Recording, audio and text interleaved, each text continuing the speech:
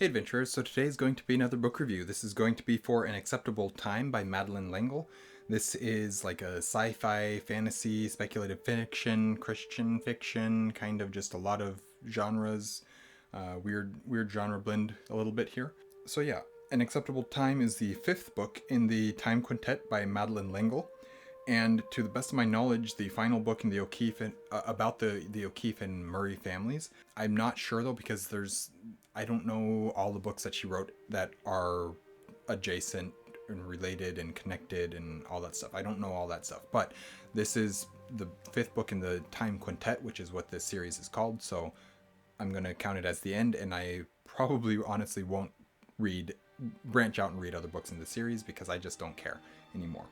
The first book, A Wrinkle in Time, is pretty much a classic at this point, but as a whole, this is a fairly well-loved series. Obviously people have their favorites, obviously people have books that they dislike or whatever, or don't like things about them, or whatever it might be. Usually A Wrinkle in Time is pretty well received. It is Christian fiction, and L'Engle definitely incorporates that into the storytelling, although it's often more used in a way in terms of how it affects the world rather than directly a part of the story. Basically part of the world building rather than directly influencing the storytelling. And that's how it's done in An Acceptable Time. So that's good. Before we continue on, I'd just quickly like to say that I'm T, and if you're liking what you're seeing from An Erudite Adventure, please like, comment, and subscribe. Okay, so this one, as is commonly the case in these books, deals a good bit with time travel. The series is the Time Quintet, so it makes sense that they'd be dealing with time to some degree. And in a lot of ways, it is one of my favorite portrayals of time travel, which is actually a concept that I don't care that much about, because usually it's not done. I pick holes in the time travel, and I don't like that. I don't like being able to clearly see plot holes, and it's for some reason time travel tends to be one that's fairly easy for me to pick out the plot holes with. So usually I don't care for time travel. I don't mind the way that L'Engle does it in this series, or at least in this book. Some of the other books in the series I didn't love, but this one I don't mind nearly as much. In this book, we are randomly going back and forth in time, so that's something that I usually do like with time travel stories, is when characters are being pulled back and forth in time and they don't know how or when or why. And let's continue reading here. We don't know when the doors will open, or why, or for how long, or anything like that. So that's something that I appreciate about some time travel stories. And that kind of provides us like a ticking clock for the story. I can't think of what the phrase is called that people use, but when there is a deadline that has to be reached, it adds stakes and stuff like that. And so that I appreciate that. It provides a bit of a ticking clock for the story and adds to the urgency of an otherwise relatively relaxed story. These books are not the most action-packed or intense stories that are being told, and so having a little bit of a urgency applied to the story from outside forces actually helps quite a bit, in my opinion. There's no massive world-ending events that are about to take place with this one, and mostly it's just character interactions and questions, so that extra added urgency helps the story. Since we do go back in time about 3,000 years, I believe it is, there is a language barrier that has to be overcome between the characters, and I appreciate seeing that. I appreciate that L'Engle addresses that they would be speaking different languages. On the one hand, L'Engle deals with it rather well, and our characters do have to figure out how to communicate, and they can't just be talking. They have to spend some time and figure out whether it's sign language or drawing pictures or whatever it might be. They have to find some way to communicate between these two people groups who have different languages. And so it's nice to see L'Engle address that. That's kind of a pretty common thing that you would have to address, and kind of obvious, but it's nice to see. However, on the other hand, Polly, our main character of this book, figures out and learns to speak the language in a matter of days.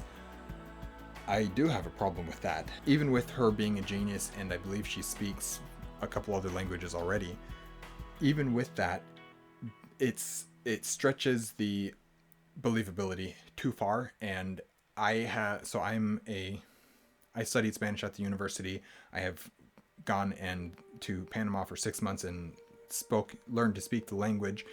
You don't learn it in 5 days, in a week or anything like that. So that stretched my believability a little bit. I can absolutely see finding some ways to communicate.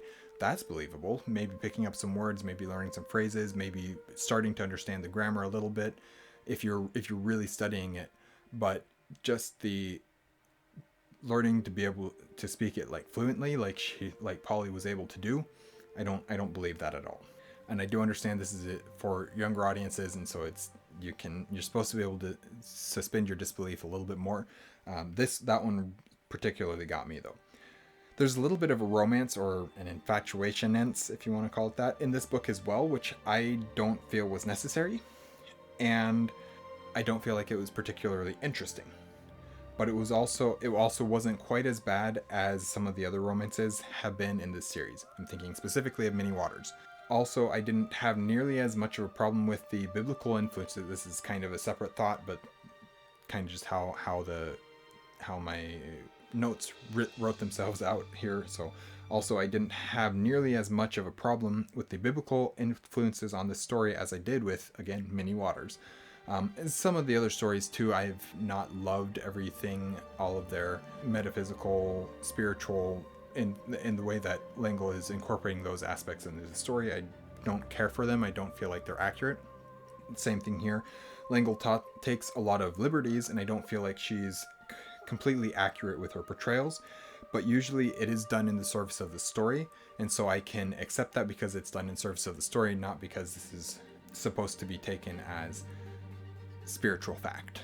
Overall, while I was listening and immediately after finishing this book, I was thinking I really enjoyed that book. I thought that was a good story and one of the better ones in the series.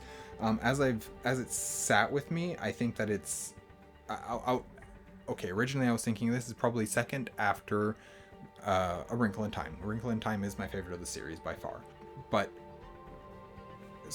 this one I was thinking, oh, this is probably second, and then the other ones just kind of fall out behind that in some way. And thinking back on it now, I don't think that's the case. The story's sat with me. I've had time to think on it for a while, and I've moved it down to third or fourth place in the series. I do think Many Waters is my least favorite in the series, but the other ones kind of, I think I would probably put it in third place, but I'd really have to think about it actually quite a bit and explore the stories quite a bit. During the actual reading of these books, I tend to enjoy them more. Like I tend to enjoy them quite a bit, but then after thinking about them, my opinion of them usually diminishes a little bit. However, I am glad to have finished out this series now, and I know there are more books in the series, but I don't, like I mentioned at the beginning of this video, I don't really care if I continue reading the series or reading the world, I guess, the other books that L'Engle has written that involve some of these characters apparently, or something like that. I don't know exactly how it all works, but I'm not terribly interested in continuing with the series, with this world or anything like that, and so I will probably leave my L'Engle journey at that point, but I am glad to have finished out this series because I can mark it off my series without having to DNF it, so I appreciate that. So that is my review of An Acceptable Time by Madeleine L'Engle. Thank you guys for watching an Erudite adventure. We post videos every Monday and Thursday, and we will see you guys again soon. Stay warm.